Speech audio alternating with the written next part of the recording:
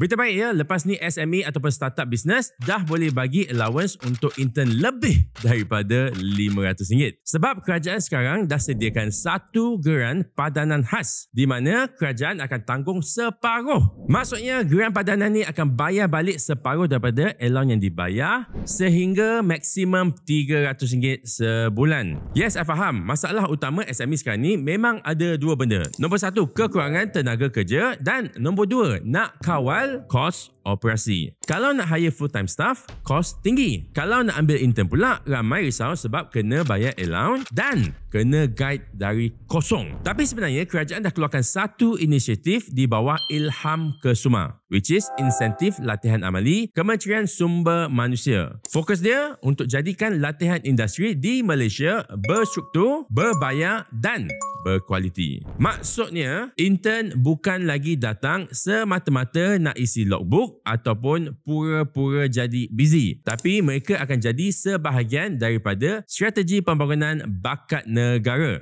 Di bawah Ilham Kesuma ni, wujudnya LIKES, which is Geran Padanan Latihan Industri Perusahaan Kecil dan Sederhana, which is satu skim khas oleh Talent Corp untuk bantu SME dan startup tawarkan internship dengan lebih teratur tanpa dan kurangkan beban syarikat dari segi kos. So konsep dia mudah ya. Kalau syarikat sediakan allowance sekurang-kurangnya RM500 hingga RM600 sebulan, kerajaan akan bagi matching grant sehingga RM300 sebulan bagi setiap intern. Dan benda ini boleh diteruskan sehingga maksimum 12 bulan. Siapa yang layak? Ada syarat-syarat dia. Nombor satu, syarikat kenalah berdaftar dengan SSM atau pihak berkuasa tempatan. Nombor dua, internship mesti isytihar struktur internship dan tempoh minimum 2,5 bulan.